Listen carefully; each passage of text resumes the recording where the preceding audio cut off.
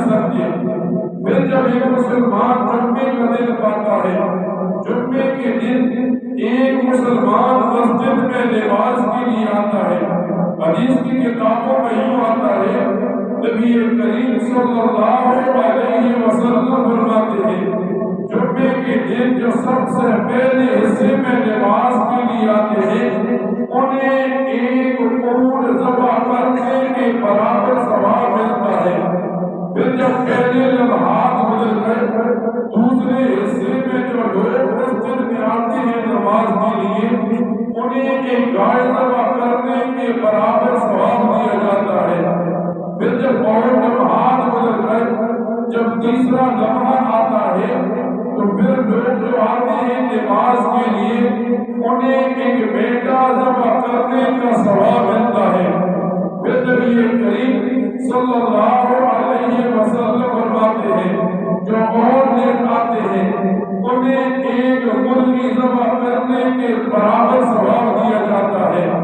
پھر جب اور لوگ آتے ہیں انہیں ایک انڈا صدقہ کرنے کے برابر ثواب دیا جاتا ہے۔ نبی کریم صلی اللہ علیہ وسلم فرماتے ہیں جب امام خطبہ شروع کرتا ہے فرشتے اپنے رجسٹروں کو لپیٹ لیتے ہیں اور خطبہ سننے میں مشغول ہوتے ہیں۔ اب بعد میں آنے والوں کے لیے ثواب نہیں لکھا جاتا۔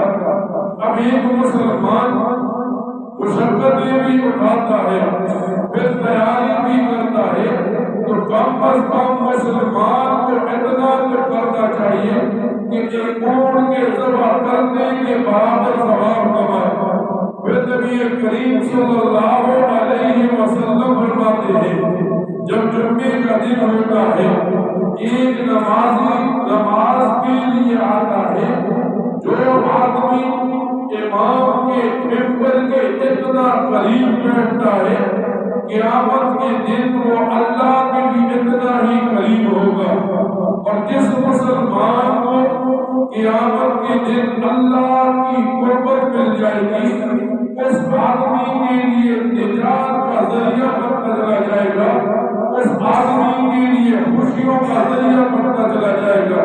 تو مسلمان ہونے کے ناطے جب ہم عبادات کریں تو ہر عبادت کو کرنے سے پہلے سیکھ لیں، اس عبادت کے فضائل کو اپنے دماغ میں اٹھا لیں، اس عبادت کے مقروحات، اس عبادت کو فساد کرنے والا، اس عبادت کو ضائع کرنے والی باتوں کو سیکھ کر جب ہم کسی عبادت میں نیکی کے کام میں لگیں گی تو یہ نیکی ہمارے لیے دنیا آخرت میں نجات کا ذریعہ بنے گی، اور جب کل اللہ کے ہاں کھڑے ہوگی تو یہ عبادتیں ہمارے لیے روشنی نامہ اعمال کو بھاری کرنے کی ذریعہ بنے گی۔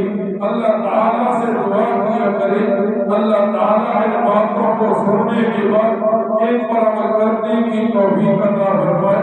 وآخر دعوانا الحمدللہ رب العالمین۔